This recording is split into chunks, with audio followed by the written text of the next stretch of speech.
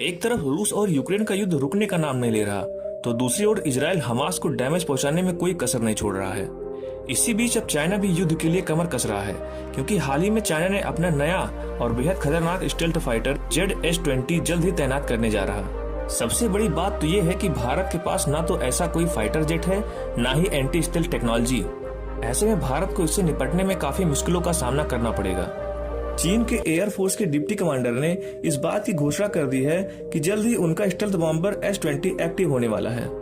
यह stealth bomber अमेरिकी बम वर्षक को काउंटर करने के लिए बनाया गया है, पर इससे सबसे ज्यादा खतरा भारत को है, क्योंकि उसके पास इस हथियार का अभी तक कोई काट नहीं, ना ही इसे ट्रैक करने वाला कोई रडार ही है। कम से कम कोई ऐसा surface to air missile system ही हो जो इस बम वर्षक को मार कर गिरा सके। पर हैरानी की बात तो यह है कि इन दोनों में से भारत के पास कोई भी तकनीक नहीं है।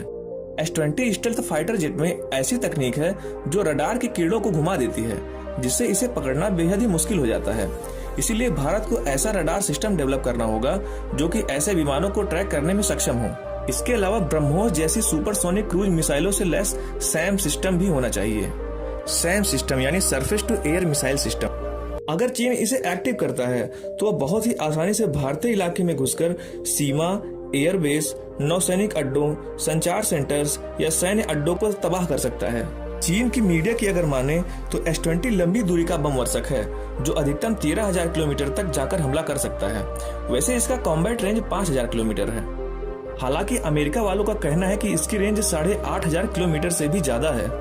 S-20 के शामिल होने से चीन दुनिया का तीसरा ऐसा देश बन जाएगा जिसके पास जमीन और पानी से लंबी दूरी की परमाणु मिसाइल दागने की क्षमता होगी। इससे पहले यह क्षमता सिर्फ अमेरिका और रूस के पास थी। बाकी दुनिया का ऐसा मानना है कि इस बम वर्षक के आने से चीन का रूस के हथियारों पर निर्भरता कम हो जाएगी।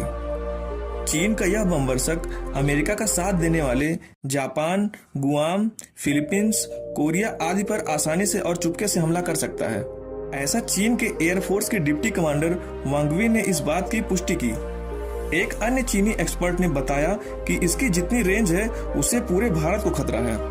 अगर इससे निपटना है तो भारत को लंबी दूरी की एयर टू एयर और सरफेस टू एयर यानी हवा से हवा और सतह से हवा में मार करने वाली मिसाइलों से लैस सिस्टम बनाने होंगे। ऐसी मिसाइलें बनानी होंगी जो स्टेल्थ बॉम्बर को इंटरसेप्ट कर सके।